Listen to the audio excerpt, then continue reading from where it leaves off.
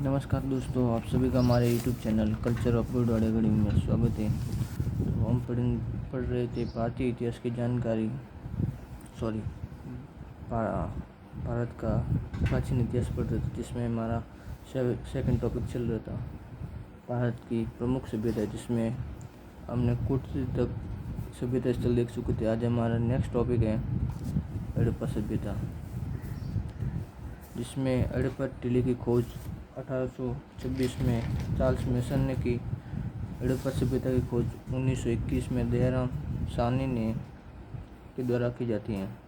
सभ्यता का ज्ञात पहला स्थल, इसीलिए सिंधु घाटी सभ्यता को हड़प्पा सभ्यता भी कहते हैं। पाकिस्तान के पंजाब प्रांत से मोंटगोमरी जिले में स्थित ये स्थल है, जिसका उत्खननकर्ता माधव स्वरूप वत्स एवं मार्टिन व्हीलर है। ये रावी नदी के बाएं तट से प्राप्त है। इसका मुख्य साक्ष्य देखें तो यहाँ से कौन कौन से हमें देखने को मिलते हैं। स्त्री के गर्भ से निकलता पेड़, अर्थात यहाँ पे एक हमने डायग्राम के रूप में आप देख सकते हैं। यहाँ पे हमें एक मोर प्राप्त होती है, जहाँ से एक स्त्री है जिसके गर्भ से निकलता हुआ पेड़ दर्शाया गया है, जिसे जॉन मार्शल ने प्रजनन की देवी या उर्वरता की देवी या धरती माता के नाम से कहा है। आगे देखते हैं तो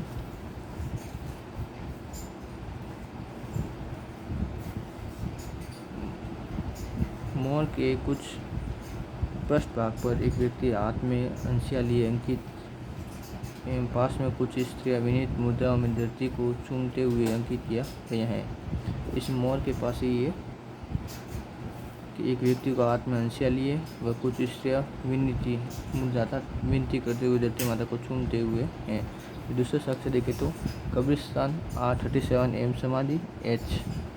यहाँ से हमें लकड़ी के ताबूतों में अंग्रेजी वर्णमाला के अक्षर R के आकृति में लगभग 37 दफन मिलते हैं, जिसे R37 कब्रिस्तान दिए गए हैं। यानी अंग्रेजी वर्णमाला के समान हमें यहाँ पे 37 ताबूतों में शव देखने को मिलते हैं, जो संभवतः यह हड़प्पा लोगों का स्थल है, क्योंकि आगे देखेंगे समाधि H, जो अंग्रेजी वर्णमाला के अक्षर H की आकृति में अलग अलग पंक्तियों में दफन स्त्री पुरुषों एवं बच्चों के शव प्राप्त होते हैं, जो गैर हड़प्पन लोगों का स्थल है। हमें कैसे पता कि R37 हड़प्पा वासियों का ही है, वह H आकृति का समाधि एक गैर हड़प्पन लोगों है, क्योंकि R37 में हमें व्यवस्थित से ढंग से दफनाए हुए देखने को मिलता है। वहीं समाधि H में हमें सब बिखरे, यानी अलग अलग उनके साथ कोई वस्तु नहीं है जिनसे हमें पता लग सके कि ये हड़प्पावासी हैं। मतलब ऐसे जैसे कि लावाश क्लास हो, उस प्रकार से इन्हें बना दिया गया है। आगे देखें तो मजदूर आवास या श्रमिक आवास 17.60 वर्ग मीटर में विस्तृत है। मजदूर आवास या श्रमिक आवास के हमें साक्ष्य मिलते हैं। कुल 15 आवास हैं। ये दोहरे बैरक वाले, अर्थात लाइक एक ट्रेन की डिब्बे के समान हमें देखने को मिलते हैं। आगे देखते हैं तो अन्नागार संपूर्ण सभ्यता का सबसे बड़ा अन्नागार है। संपूर्ण सभ्यता की सबसे बड़ी कृत्रिम स्थलाकृति कहे तो अन्नागार यहाँ से हमें देखने को मिलता है। अन्नागार में यहाँ से किस प्रकार देखने को मिलता है, तो हम यूरोपीय डायग्राम के रूप में देखें तो 6-6 की 2 पंक्तियों में 12 धान्य कोठार प्राप्त होते हैं। यानी 6-6 की 2 पंक्तियाँ हैं, जिसमें हमें 12 धान्य कोठार प्राप्त होते हैं, जो 20 × 50 फीट का है प्रत्येक धान्य कोठार है। यहाँ से इन दोनों पंक्तियों के बीच में हमें 18 चबूतरे बने हुए, जो गोल तथा इनके मध्य उखलियाँ लगी हैं एवं अनाज के बिखरे दाने प्राप्त होते हैं। अर्थात यहाँ से हमें 6-6 की 2 पंक्तियों में 12 धान्य कोठार प्राप्त होते ही हैं। इनके बीच में ही हमें 18 चबूतरे मिलते हैं, जिनमें उखलियाँ यानी जो अनाज को कूटने का था वो यहाँ से हमें देखने को मिलता है, तथा पास में बिखरे दाने हुए देखने को मिलते हैं। यहाँ पे हम एक नोट देखें तो संपूर्ण सभ्यता की सबसे बड़ी स्थलाकृति लोथल का गोदीवाड़ा या डाकयार्ड था। वेरी वेरी इम्पोर्टेंट है। आगे देखते हैं तो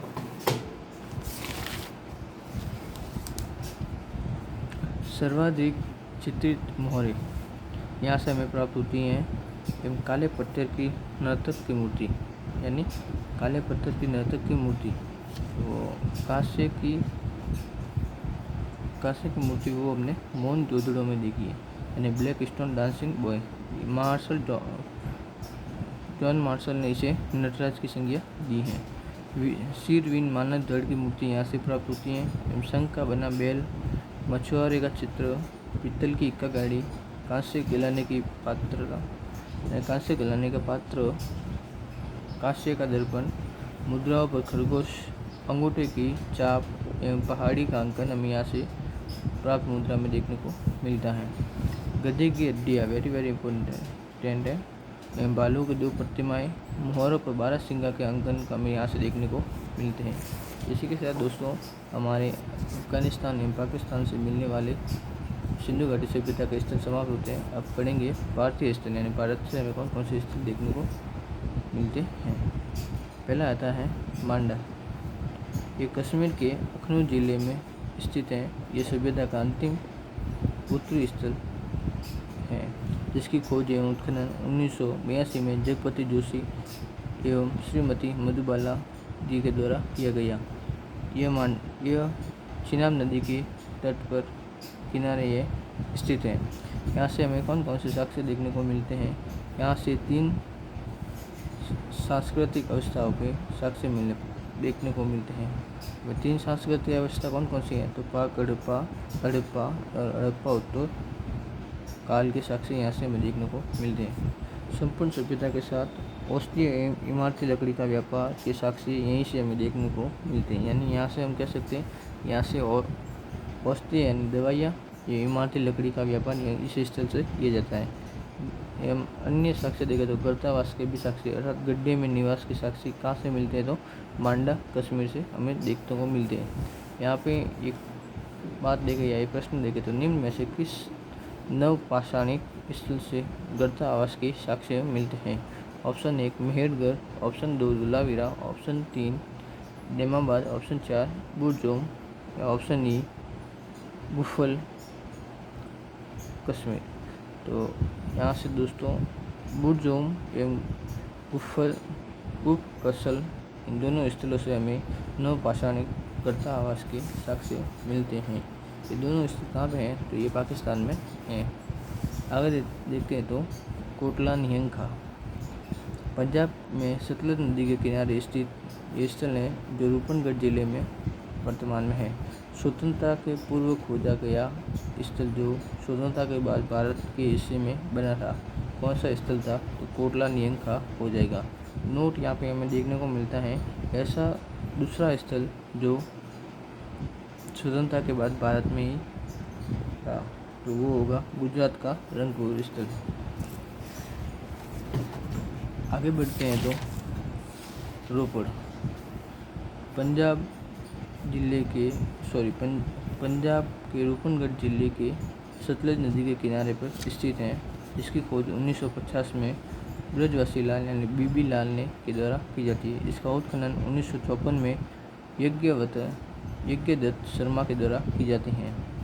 यहाँ से हमें कौन कौन से साक्ष्य मिलते हैं, तो तांबे की कुल्हाड़ी, मानव के साथ कुत्ते को दफन के साक्ष्य कहाँ से मिलते हैं, तो रोबोट से मिलते हैं। वेरी वेरी इंपॉर्टेंट है, ये पूछा भी जा चुका है परीक्षा में कि मानव के साथ कुत्ते के दफन के साक्ष्य कहाँ से हमें देखने को मिलते हैं। आगे बढ़ते तो स्वतंत्रता प्राप्ति के बाद खोजा गया भारत का पहला सिंधु सभ्यता स्थल कौन है, तो रोपड़ है। ठीक है, वेरी वेरी इंपॉर्टेंट है। स्वतंत्रता की प्राप्ति के बाद खोजा गया भारत का पहला सिंधु सभ्यता स्थल कौन सा है, तो रोपड़ हमारा आंसर हो जाएगा। ठीक है दोस्तों, आगे बढ़ते धरती पर मानव द्वारा पालतू बनाया गया पहला पशु कौन था, तो कुत्ता ही होगा, क्योंकि यहाँ से हमें साक्ष्य मिलते हैं कि मानव के साथ कुत्ते के दफन के साक्ष्य हमें यहाँ से मिलते हैं। आगे बढ़ते नवपाषाणिक स्थल से मानव के साथ कुत्ते के दफन के साक्ष्य हमें कहाँ से मिलते हैं। वेरी वेरी इंपॉर्टेंट क्वेश्चन है। यहाँ तो हमने पढ़ा मानव के साथ कुत्ते के दफन के साक्ष्य, नहीं हम दूसरा यहाँ पे पढ़ रहे हैं कि किस नवपाषाणिक स्थल से मानव के साथ कुत्ते के दफन के साक्ष्य मिलते हैं। ऑप्शन 1 लोथल, ऑप्शन 2 रोपड़, ऑप्शन 3 बुरजोम, ऑप्शन 4 मोहनजोदड़ो। यहाँ पे ऑप्शन हमारा 3 सही होगा, बुरजोम। ठीक है दोस्तों, आगे बढ़ते हैं कुनाल सभ्यता स्थल। ये हरियाणा के हिसार जिले में सरस्वती नदी के किनारे हैं, अर्थात सरस्वती यानी घग्गर नदी के किनारे हैं। इसकी खोज एवं उत्खनन 1954 में श्री कृपा रंगनाथ राव के द्वारा या SR राव द्वारा की गई। यहाँ से हमें चांदी के 2 मुकुट या ताज प्राप्त होते हैं। आगे बढ़ते तो मिथाथल स्थल। मिथाथल स्थल हरियाणा के भिवानी जिला में स्थित सरस्वती नदी के किनारे यह स्थल है, जिसकी खोज एवं उत्खनन 1968 में सूरजबान द्वारा की गई।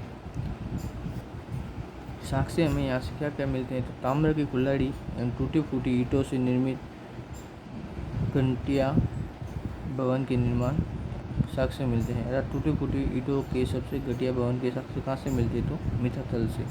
आगे देखते तो बराना।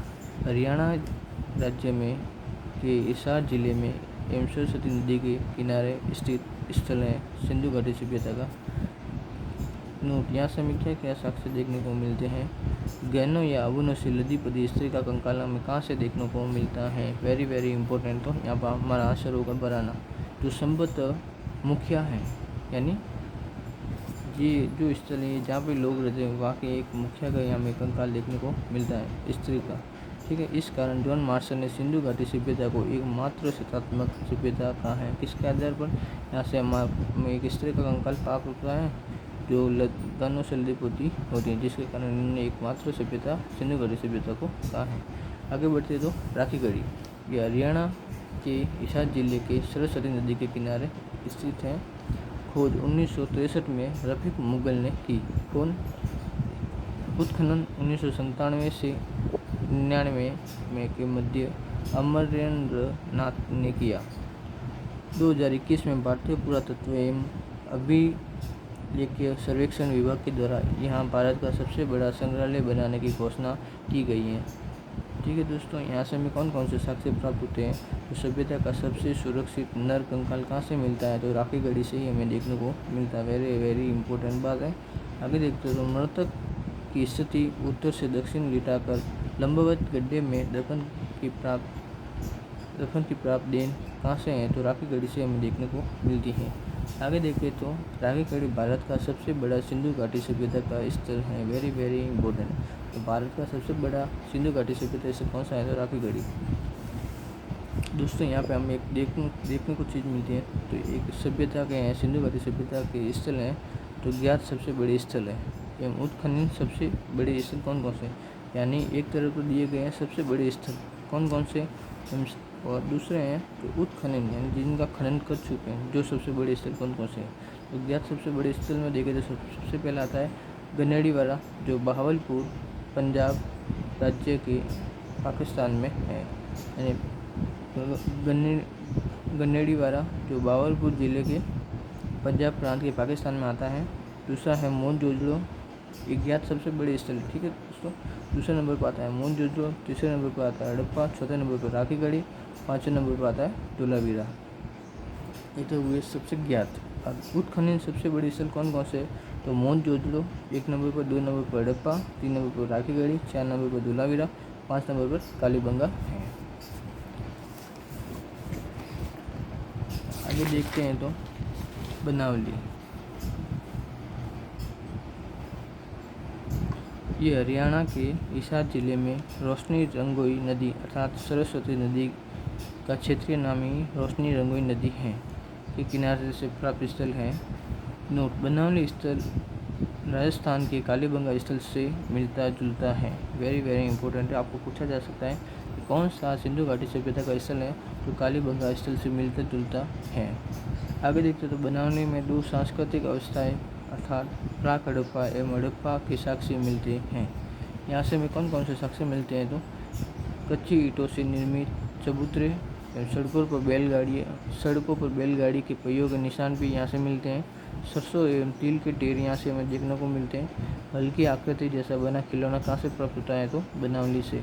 कच्ची दीवारों पर लेप के साक्ष्य कहाँ से मिलते हैं तो बनावली से, यानी कच्ची दीवारों का साक्ष्य अर्थात हम कह सकते हैं कि जब पुराने मकान थे यानी पुराने ज़माने के मकान थे तब गाय के गोबर से उन दीवारों को लेपा जाता था, उसे ही कहते हैं कच्ची दीवारों का लेप के साक्ष्य यहाँ से मिलते हैं। तांबे के बाण यानी तीर बाण या आयुध के साक्ष्य कहाँ से मिलते हैं? तो बनावली दृश्य में देखने को मिलते हैं। मातृ देविया की लघु मरण मूर्तियाँ के साक्ष्य मिलते हैं। जौहरी आवास की साक्ष्य मिलते हैं। अर्थात हम कैसे कह सकते हैं कि जौहरी आवास के हमें साक्ष्य मिलते हैं? तो क्योंकि यहाँ से हमें तोल एवं बाट के साक्ष्य मिलते हैं, इस आधार पर हम कहते हैं कि जौहरी आवास के हमें साक्ष्य मिलते हैं। अर्थात व्यापारी आवास और एक और देखिए साक्ष्य, तो जिसके आधार पर हम कह सकते हैं जौहरी आवास या व्यापारी आवास के साक्ष्य भी हमें देखने को मिलते हैं। क्योंकि यहाँ से हमें एक वॉश बेसिन के भी साक्ष्य मिलते हैं। वॉश बेसिन यानी जो हमारे घर में वर्तमान में वॉश बेसिन है, यहाँ से हमें साक्ष्य उस ज़माने में देखने को मिलते हैं। आगे देखते तो अग्नि वेदिका या यज्ञ वेदिका या हवन कुंड के साक्ष्य हमें यहाँ से देखने को मिलते हैं। आगे देखें तो सभ्यता का एकमात्र स्थल जहाँ से नल जल निकासी प्रणाली या नाली व्यवस्था का पूर्णतः अभाव कहाँ से देखने को मिलता है? तो हमारा आंसर होगा बनावली। वेरी वेरी इंपॉर्टेंट बात है, आपको पूछा भी जा सकता है। बनावली की खोज या उत्खनन 1973 में रविंद्र सिंह विष्णु के द्वारा की गई। ये अगला हमारा सभ्यता स्थल आता है कालीबंगा।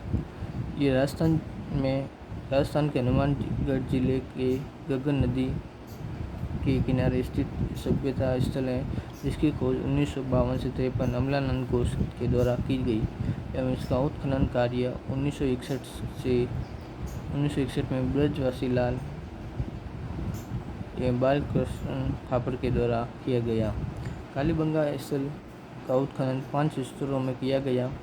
डॉक्टर दशरथ शर्मा ने कालीबंगा को सिंधु घाटी सभ्यता की तीसरी राजधानी कहा है। वेरी वेरी इंपॉर्टेंट है। तो किसने कहा कालीबंगा को सिंधु सभ्यता की तीसरी राजधानी? तो डॉक्टर दशरथ शर्मा ने। बीबी लाल ने कालीबंगा को एक दिनहीन बस्ती के नाम से पुकारा है। दिनहीन बस्ती यानी गरीबों की बस्ती के नाम से इन्हें पुकारा है। अब यहाँ से हमें कौन कौन से साक्ष्य देखने को मिलते हैं? कालीबंगा सभ्यता से हमें 2 सांस्कृतिक अवस्थाओं की साक्ष्य देखने को मिलते हैं। यानी यहाँ से हमें 2 प्रकार के साक्ष्य देखने को मिलते हैं। एक तो आता है प्राक हड़प्पा काल के साक्ष्य। तो वो कौन कौन से हैं? प्राक हड़प्पा साक्ष्य में देखें तो हमें कौन कौन से देखने को मिलते हैं? तो दोहरे जुते हुए खेत के साक्ष्य। दोहरे जुते हुए खेत के साक्ष्य अर्थात अब दोहरे जुते हुए खेत के साक्ष्य से क्या मतलब है कि खेत को 2 भागों में बांटकर जोतना नहीं, बल्कि एक साथ 2 फसल उगाए जाने के साक्ष्य कहाँ से मिलते हैं? तो कालीबंगा से। उसे कहते हैं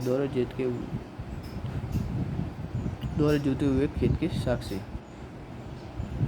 सरसों एवं चूने का साक्ष्य कहाँ से मिलता है? तो कालीबंगा से। कच्ची ईंटों के निर्मित दुर्ग का साक्ष्य भी हमें कालीबंगा से देखने को मिलता है। ये सभी साक्ष्य प्राक हड़प्पा काल के हमें कालीबंगा से देखने को मिलते हैं। वहीं हड़प्पा काल के साक्ष्य में कालीबंगा से कौन कौन से देखने को मिलती है? तो अधिकतर मकान कच्ची ईंटों से निर्मित, ठीक है। अपवाद स्वरूप एक मकान अलंकृत ईंटों से निर्मित है। यानी हड़प्पा काल के हमें कालीबंगा से कौन कौन से साक्ष्य देखने को मिलते हैं? तो सभी अधिकतर मकान कच्ची ईंटों से निर्मित हैं। वहीं अपवाद स्वरूप में एक मकान ऐसा देखने को मिलता है जो अलंकृत ईंटों से बना हुआ था, ईंटों पर डिजाइन वगैरह की गई है, जो दीवार एवं फर्श के दोनों में लगे हुए, जो संभवतः मुखिया या सरपंच का आवास हमें देखने को मिलता है। एवं पक्की सड़कें यहाँ बनी हुई हैं। एवं गढ़ी क्षेत्र या दुर्ग क्षेत्र में कतारबंद 7 हवन कुंड प्राप्त होते हैं। यानी जो गढ़ी क्षेत्र या दुर्ग का क्षेत्र है, वहाँ से हमें लगभग कतारबंद यानी एक ही लाइन में 7 हवन कुंड वेदिका देखने को मिलती हैं। एवं एक बड़ा चबूतरा या हवन कुंड देखने को मिलता है, जिससे हमें ये अंदाजा लगा सकते हैं कि कालीबंगा सभ्यता स्थल के लोग सर्वाधिक अंधविश्वासी माने जाते हैं इस आधार पर, ठीक है। क्योंकि जिस प्रकार 7 अग्नि वेदिका मिली हैं, वहाँ पे तो हम अंदाज़ा लगा सकते हैं कि यहाँ पे इनके द्वारा हवन कुंड किया जाता था। एवं जो बड़ा चबूतरा मिला है, वहाँ पे इनके द्वारा बलि दी जाती थी। आगे देखते तो निचले नगर में अनेकों घरों से भी पृथक अग्नि वेदिका में एवं यज्ञ वेदिका प्राप्त मिलती हैं। आगे देखते तो खोपड़ी का शल्य चिकित्सा के साक्ष्य बालक के सिर पर छिद्र किए हुए हैं। अर्थात ये खोपड़ी हमें देखने को मिलती है, जिसमें शल्य चिकित्सा अर्थात बालक के सिर पर 6 छिद्र देखने को मिले, जिसमें से 3 छिद्र थोड़े बहुत ठीक होते हुए दिखाई दे। लेकिन हम ऐसा नहीं कह सकते कि शल्य चिकित्सा के ही साक्ष्य, क्योंकि यहाँ पे हमें सामने देखने को मिलता है कि यहाँ से सर्वाधिक मात्रा में अग्नि वेदिका मिलती है। भाई उसी चक्कर में किसी बालक को निपटा दिया होगा, फिर कह रहे हैं कि हम शल्य चिकित्सा की है। आगे देखते हैं तो मिस्र एवं फारस की बेलनाकार मोहरें कहाँ से प्राप्त होती हैं, तो कालीबंगा से अपने देखने को मिलती हैं। कांस्य निर्मित वृषभ की मूर्ति हमें कालीबंगा से ही देखने को मिलती है। ऊँट की हड्डियाँ एवं सुरक्षित नाली का अभाव कहाँ से देखने को मिलता है, ऊँट की हड्डियाँ हमें कहाँ से प्राप्त होती है, कालीबंगा से। एवं सुरक्षित नाली व्यवस्था का अभाव कहाँ से देखने को मिलता है, कालीबंगा से। अर्थात सुरक्षित नाली व्यवस्था का अभाव यानी कि यहाँ से की नालियाँ लकड़ी से निर्मित एवं खुली नालियाँ हमें देखने को मिलती है। आगे देखते हैं तो सूती कपड़े में लिपटा हुआ उस्तरा यहाँ से हमें देखने को मिल रहा है। एक पल्ले के किवाड़ दरवाजे भूकंप के साक्ष्य कहाँ से देखने को वेरी इंपॉर्टेंट है, भूकंप के साक्ष्य कहाँ से देखने को मिलते हैं, तो हमारा आंसर होगा कालीबंगा से। दीवारों पर छटकन या भ्रंश के साक्ष्य मातृ देवी की हुई मूर्तियाँ प्राप्त होती हैं कि एक भी मूर्ति प्राप्त नहीं होती, जिसके आधार पर हम कह सकते हैं कि कालीबंगा से पिता में पितृसत्तात्मकता थी। वहीं आगे देखें तो युगल एवं प्रतीकात्मक समाधान के साक्ष्य कहाँ से देखने को मिलते हैं, तो कालीबंगा सभ्यता स्थल से। मुद्रा पर व्याघ्र अर्थात चीता का अंकन देखने को मिलता है। दोस्तों ये वीडियो आज हम यहीं पर रखेंगे, इसका नेक्स्ट पार्ट में पढ़ेंगे हम इसकी भारत के आगे वाले सभ्यता स्थल के। ठीक है, यदि आप सभी को हमारा ये वीडियो अच्छा लगा हो तो हमारे चैनल को सब्सक्राइब कीजिए, लाइक कीजिए, कमेंट कीजिए। मिलते हैं इसी वीडियो के नेक्स्ट टॉपिक के पार्ट 4 के अंदर। जय हिंद, जय भारत।